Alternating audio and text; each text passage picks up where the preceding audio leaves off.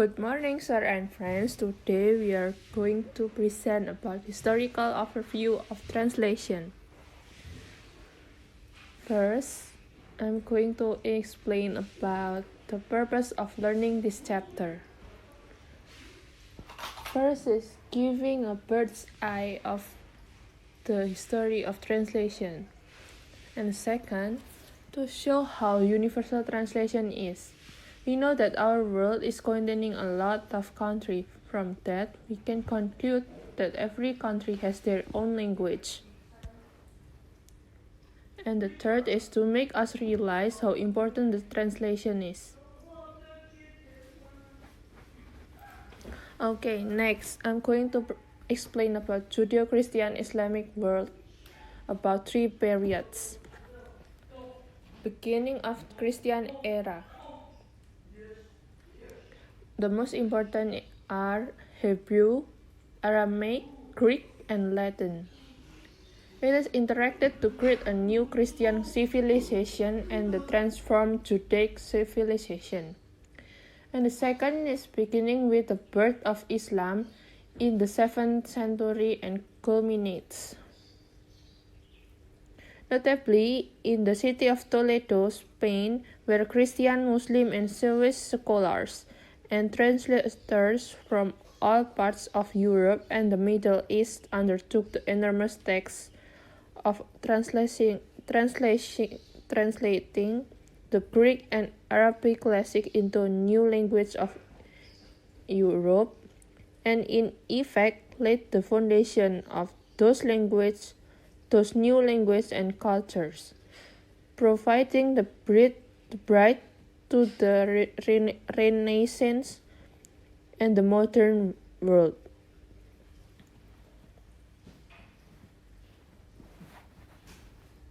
Third, all the major civilizations of the world are at present in a state of flux. In essence, not all present languages are the same as those in history. And next, before there was writing, there was speaking. Translation is one of the oldest occupations in the world. One of the earliest dictionaries known to us was discovered in 1974 by Italian archaeologists in the ancient town of Ibla, Middle East.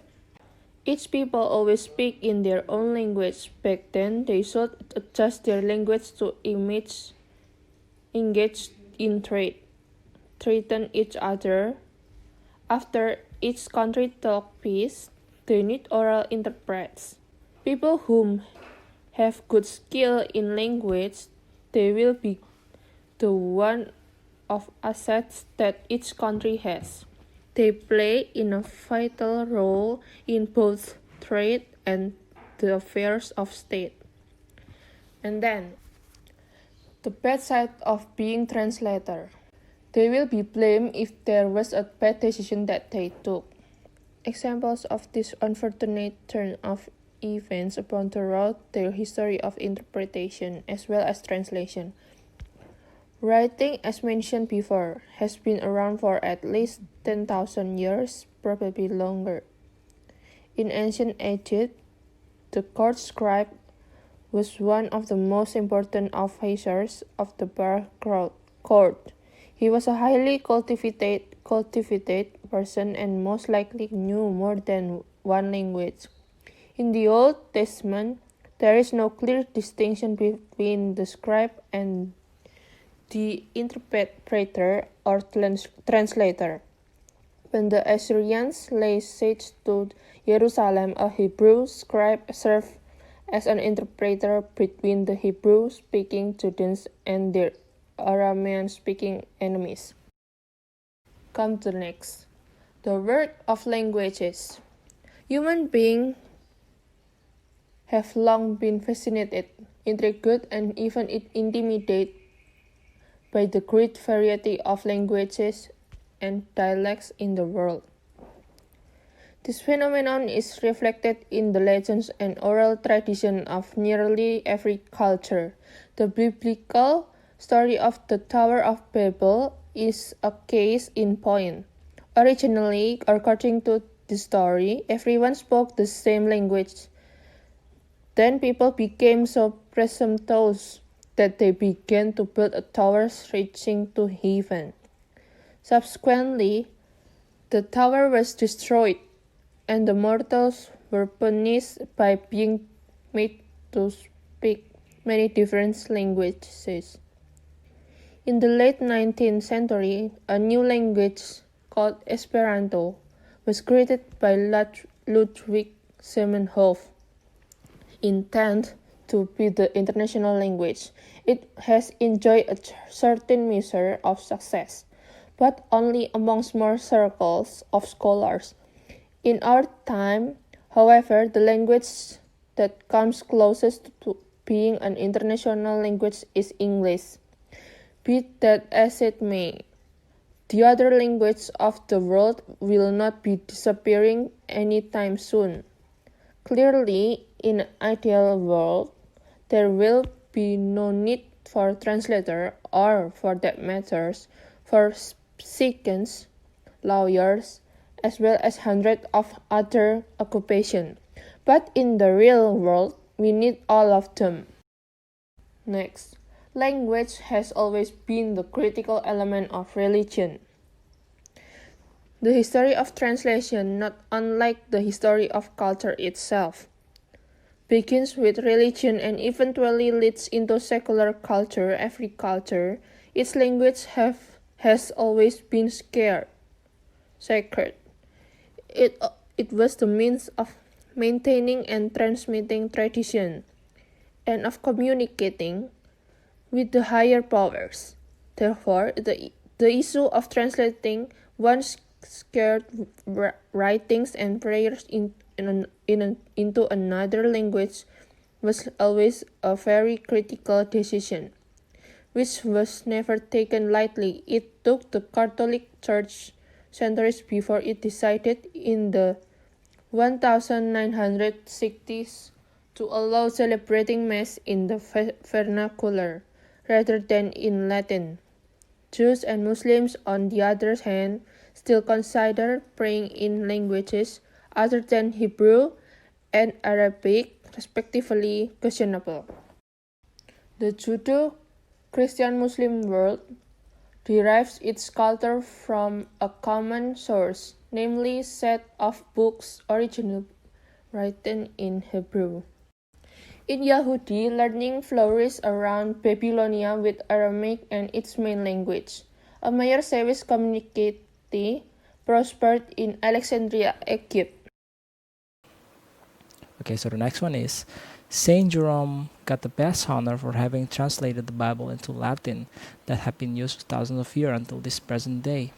So Saint Jerome is very, very an amazing person because he translated the Bible in perfect and Latin, so people in Europe or other parts of the world can finally read it, because Bible has always been written in Hebrew and it's very hard for people in Latin and all over the world to understand what it means, because the languages and the style, like the codex and stuff, is very hard to understand in Hebrew. And next one is the 9th century was the time that people are considering the translation of the Bible to English. And at this time, Sir Alfred the Great began to translate the Bible into English words. This is a very important milestone for the Bible translation, because finally, someone can finally translate the Bible into an English, because at the time, the English language started to become popular and more apparent and more widely used in Europe and other parts of the world. And the next one is the Reformation of Christianity in 15th century, led by Martin Luther, which revolutionized the Christianity, and stuff like that, made the impact of translating the Bible into English. So he's the second person that translated the Bible into written English. So next one, William Tyndale translated both the Old Testaments and the New Testaments into English. which he feels that English is more understandable than Latin. This is very true because English is widely used and doesn't contain any complicated word. I mean, yeah, it's have some like complicated vocabulary, but English is more standard and more easy to learn and understandable than Latin because yeah, it's just works like that. um, and let me go further and understand the context or saying the Bible. And William put heavy emphasis on clearance, or you can say as clarity, of the message that is conveyed in the Bible. So William really concerned about the ambiguous message of the Bible when it's written in Latin or other language. He's scared that people gonna perceive it as a different message and gonna become a miscommunication. So yeah, he's take the steps to start to translate into English so people do not mistranslate or like get the wrong meaning of the Bible that this Bible trying to say or Jesus trying to say. And he doesn't want anyone to make false view or interpretation of the Bible. But it was unfortunate because he got caught and burned. So at the time, William is considered as a maniac or I don't know how to say it, like a person that is like crazy maybe because he's considered like the main villain because I am confused to other. Let's just move on. But it came as apparent that you can kill people, but you cannot kill their ideas. So, and the next one is Henry VII started to popularize the English translation of Bible in England. So Henry VII picked up the work that left by William and started to began to popularize the Bible, English Bible again, so that people can understand more about Christianity in Europe and other central parts of the world. And mostly he was inspired by the translation that I was just say earlier, William Tyndale's work. And the last one is after all the hardships of the translation of the Bible to English, to this day the development of the whole Bible translation into the development of the whole Bible translation has become developed into many different languages and have reached its peak or success because now the Bible has been translated into many different languages from all over the world, and it's very fascinating to see that how the development of the Bible, the language in the Bible, and how it translated from just being pure Hebrew and Latin, but now it has been translated to many languages, and one of them is our country, Indonesia. And yeah, so the next one. Translation in the East. Okay, Islam, Hinduism, and Buddhism. So the first one is in Islam, the Quran is considered untranslatable. This because Quran translations are considered as an explanation rather than an authentic or authorized version of the Quran. And in Islam, and like this country, Indonesia, we study Arabic for worshiping and stuff the same as that. And yeah, so next one is linguistically, the subcontinent of India is one of the most varied parts of the world with more than 1,500 languages and dialects, including 16 official languages, and the most being prominent is Hindi and English. Unlike Hinduism, with Sanskrit as its sacred language, Buddhism is more universal and economical and has spread its teachings throughout Asia in several languages. The sacred scriptures of the Buddhism were translated from Sanskrit into Chinese by Buddhist monk and Persian to India by Huan Sang, born from 602 until 664. One of the great enterprising translators of all time, which is Huan Sang. Moving on to the next subject, we have the translators opening the door to the modern world. The best or the most glorious period in the history of translation was presented by the School of Translation of Toledo, which was in Spain City between the 12th and 13th century. During this period, the Islamic Empire, alongside with the Christian Europe and Jew in the middle, had a peaceful interaction, all thanks to the great intellectuals of translation. They were able to avoid these unwanted miscommunication between those three religious figures. Toledo School held a remarkable role in of discoveries too. They translated a work of 3,000 volumes from Arabic to Latin. These works was known helping Christopher Columbus discover the US continent using its knowledge and science that Toledo had undertaken. Toledo had attracted many translators from all parts of the Europe. Even the theory of translation was formulated here by one of the translators. The theory remained valid even to this very day. Moving on, we have translation in the New World. Even though translation was very helpful, it wasn't used in its best function during the age of great discoveries. Great explorers encounter many natives, and they don't understand each of other's language. And apparently, one of the explorers, Christopher Columbus, wasn't such a nice dude either. On the other side, the natives didn't expect any commerce into the land. So Columbus forced the natives to hand over the land. They had war too. But you guessed it, of course Columbus won. They have newly improved weapons, while the natives only have swords or that blowgun. In fact, the natives were slaughtered, some even sold as slaves, and many were killed. So the conquest didn't earn the natives' respect, while the colonizers thought that the natives' culture were worthless. Then many of the original cultures were faded and gone forever. It was only later in modern days the original culture and language had been studied and translated into other languages. The insular act toward the particular races were still reflected even to this day, especially in the political attitude of American isolationists. This is why the role of translation is very important.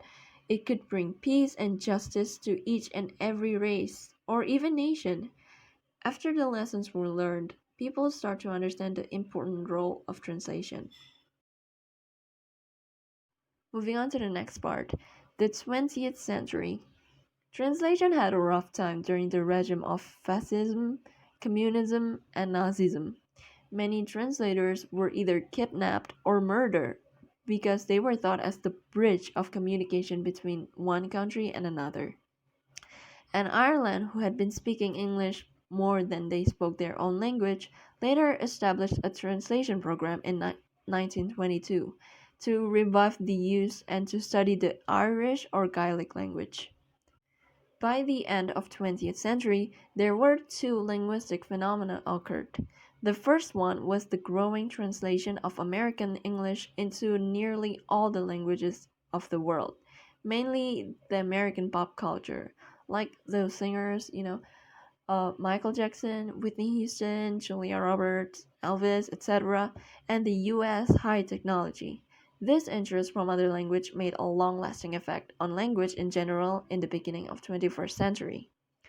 The second phenomenon was the re-emergence of national language throughout the world. For example, Indonesia announced their national language is Indonesian.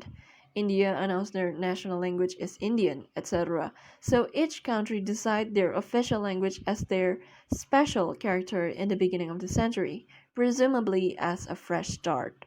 For translators, this means they have the power of the new golden age of translation.